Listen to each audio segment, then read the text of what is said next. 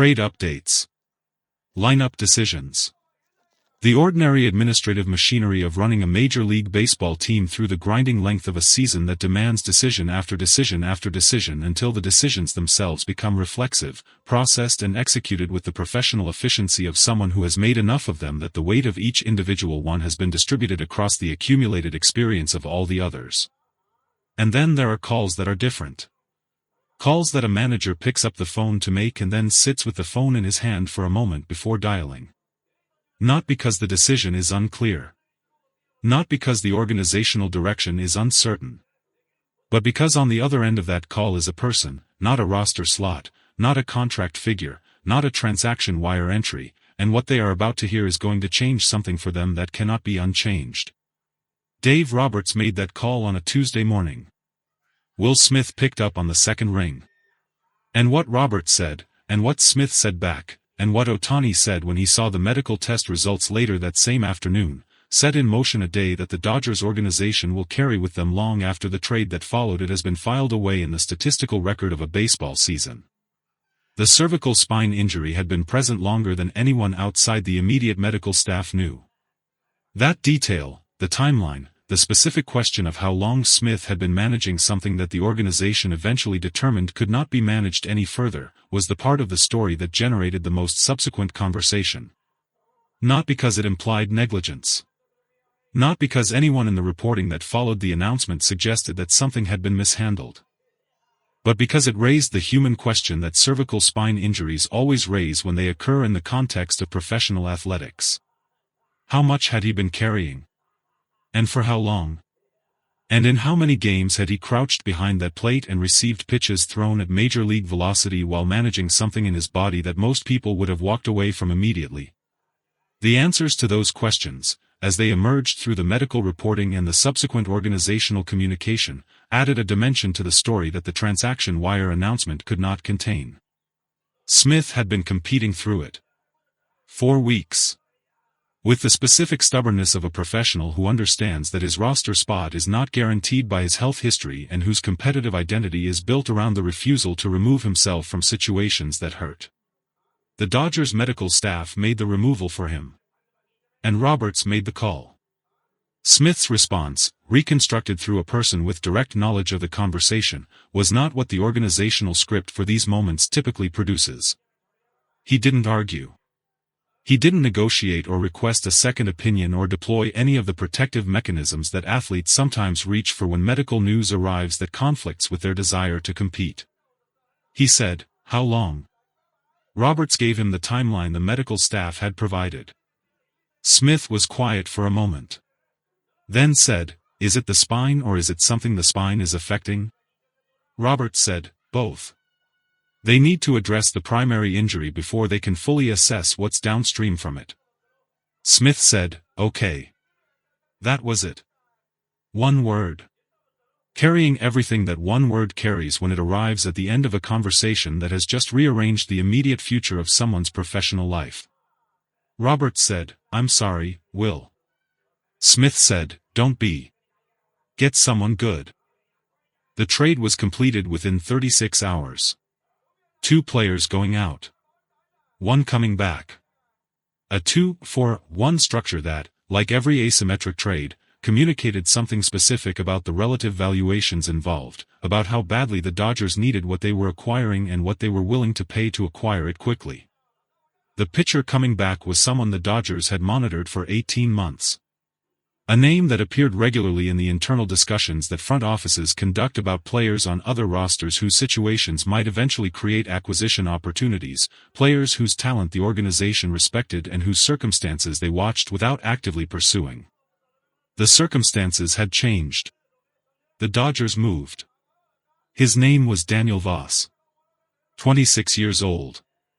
A right-handed starter with a 3-pitch arsenal that the Dodgers analytical team had identified as specifically complementary to the pitching philosophy the organization had been developing, a pitcher whose strengths addressed gaps in the current rotation configuration in ways that went beyond the simple arithmetic of replacing innings.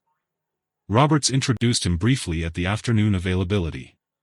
Gave the standard organizational language about addition and complementary pieces and the competitive value of depth in a pennant race.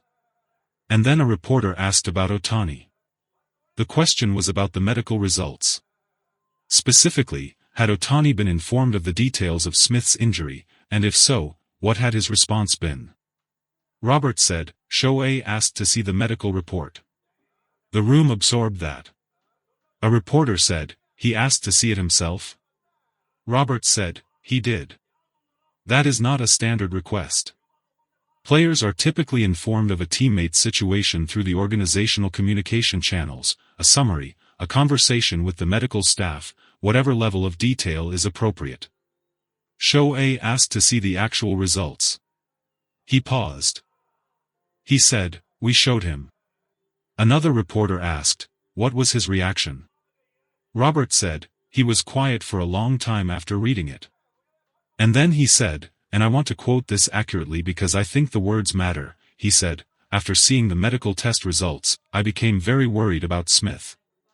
Not about the roster. Not about the catching situation. About Smith. About whether he is going to be okay as a person. The room was quiet. Roberts continued, that is Shohei Ohtani. That is who he is.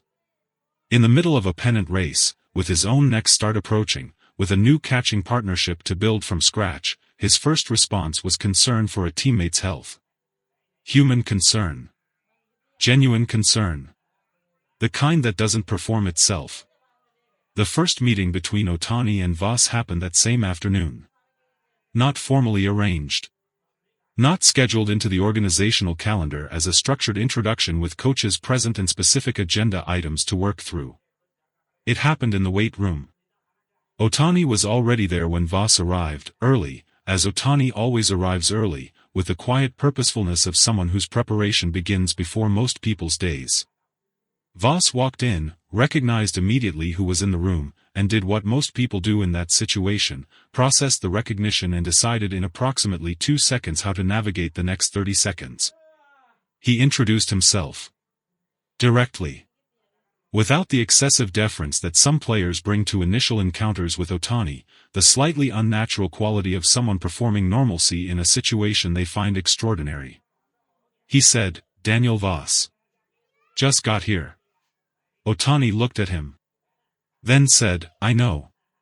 I watched your last 4 starts. Voss said, all 4? Ohtani said, 3 were good. 1 wasn't. The one that wasn't was a mechanics problem in the 3rd inning that affected everything after it. Your front side opened early on the fastball. You couldn't locate it arm side the rest of the game. Voss stared at him for a moment. Then said, that's exactly what happened. Ohtani nodded. Said, it's fixable. Then went back to what he was doing. Voss described the encounter to a reporter the following morning with the specific quality of someone still processing what the exchange had revealed. He said, I've been in professional baseball for 6 years. I've had conversations with coaches, with pitching coordinators, with analytic staff. Conversations where someone broke down my mechanics and identified specific things that weren't working. That's part of the job at this level. He said, but I've never had a teammate, someone who had never worked with me, who had only watched film, identify the exact mechanical problem that had cost me a start. In the first 30 seconds of meeting me. He paused. Then said, I understood immediately why this organization traded for me. And I understood immediately what the standard here looks like. He said, it looks like him. Whatever he is doing in that weight room at whatever hour he arrives, that is the standard. And I'm here to meet it. Smith sent a message to the team that evening. Short. Unpolished in the way that messages sent from hospital waiting rooms are unpolished, without the editorial consideration that people bring to communication when they have time and emotional distance from what they are describing. He said, spine stuff is serious but doctors say fixable. Going to be okay. Take care of each other. Win some games. Ohtani read it. Then sent a reply that contained 3 words. Get well soon. And then, because he is who he is, and because the work is always the answer, and because tomorrow is always approaching whether or not today has been kind, he went back to his preparation. The medical results were filed. The trade was official. The new catcher was somewhere in the building getting oriented to a new organization. And